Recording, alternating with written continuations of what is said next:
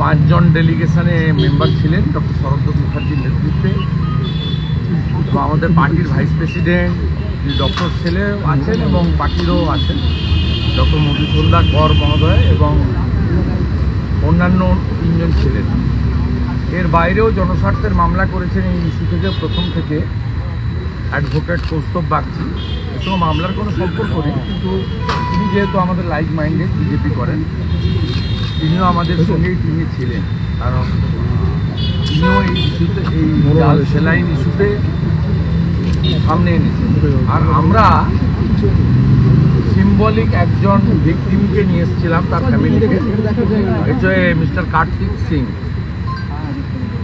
এর ওয়াইফ শ্রীমতী টুম্পা সিং, তিনি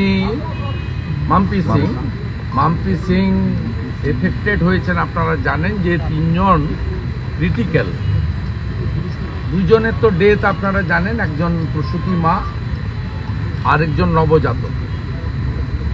আর যে 3 জন অসংখ্য মানুষ এফেক্টেড, বোঝা যাচ্ছে না, আস্তে আস্তে বোঝা যাবে যে স্বাস্থ্যমন্ত্রী কত ঢুকিয়ে দিয়েছেন বিষ গরিব মানুষ, সাধারণ মানুষ, প্রান্তিক মানুষ যারা সরকারি হসপিটাল নির্ভর তাদের শরীরে। কার্তিক আমাদের জনজাতি পরিবার থেকে আসছেন, মূলবাসী পরিবার থেকে, এবং অত্যন্ত দারিদ্র গরিব মানুষ। তিনি আজকে গভর্নর সাহেবের সঙ্গে মিট করেছেন, তিনি বিচারও চেয়েছেন এবং শুধুমাত্র ডেথ ভিকটিম নয়, যারা এফেক্টেড হয়েছে তাদের কম্পেনসেশনের ব্যাপারে কোর্টও যেমন ভাবছে, সাথে সাথে গভর্নরও যেন রাজ্য সরকারকে ডাইরেকশন দেন এরাও যাতে অ্যাপ্রোপ্রিয়েট ক্ষতিপূরণ পান। আমাদের in details mister Saratchandra Mukherjee জানাচ্ছেন, আমরা মূলত অনারেবল গভর্নরের কাছে যেটা চেয়েছি সেটা বলে বাকিটা উনি ব্যাখ্যা করে দেবেন টেকনিক্যাল পয়েন্ট। এবং এটা একটা প্যান্ডামিকের মতো, খুব ওরিড যা হয়েছে এবং যা হতে চলেছে, খুব সিরিয়াস ইস্যু বেঙ্গলে।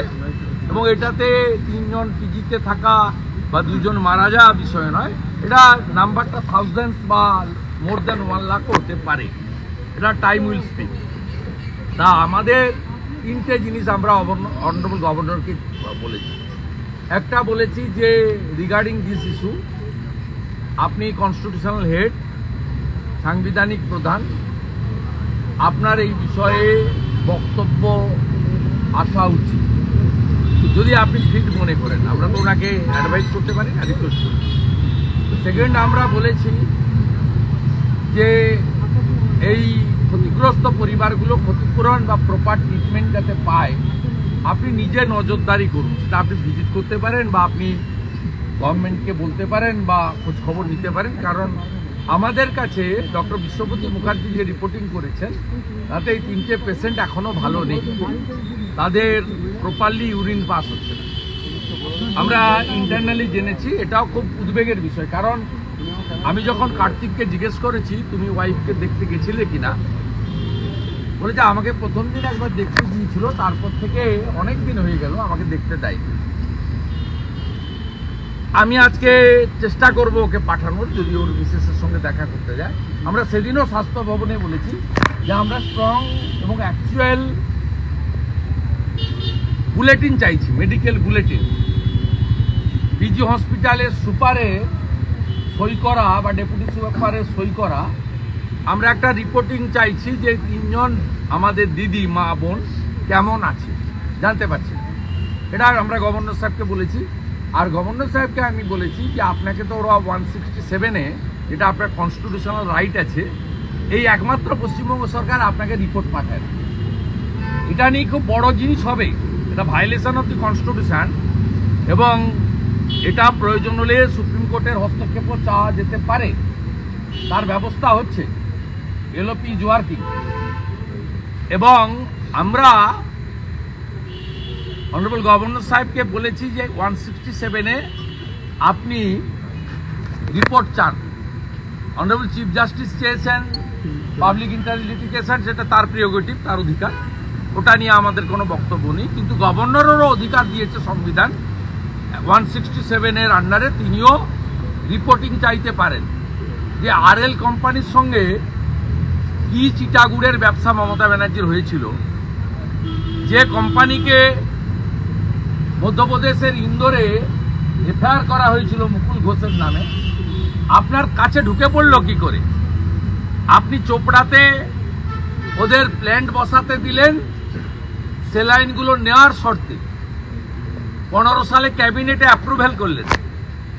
তাই এগুলো তো জানা দরকার, কতজনের শরীরে এই বিষাক্ত পয়জন ঢুকিয়ে দিয়েছেন, কতজনের কিডনি আপনি খারাপ করবেন, এগুলো গভর্নর সাহেব আপনি দয়া করে একটু 167-এ জানতে চান। আর হাইকোর্ট অ্যাপ্রোপ্রিয়েট ক্ষতিপূরণের পরেও 5 লাখ বলেন কি করে? ভেজাল মদ খেয়ে মারা গেলেও 2 লাখ দেন। আর এখানেও অ্যাপ্রোপ্রিয়েট মিনস আপনাকে অ্যাপ্রোপ্রিয়েট দিতে হবে। ডক্টর সেল 1 কোটি ডিমান্ড করেছে, আমি ভিকটিমের ডেথ ভিকটিমের বাড়ি গিয়ে 50 লাখ ডিমান্ড করেছি।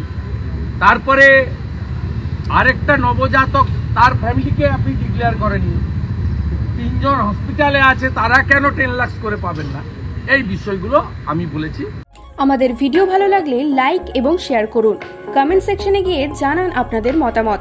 আরও ভিডিও পেতে আমাদের চ্যানেল সাবস্ক্রাইব করুন এবং প্রতি মুহূর্তে খবরের আপডেট পেতে প্রেস করুন বেল আইকন।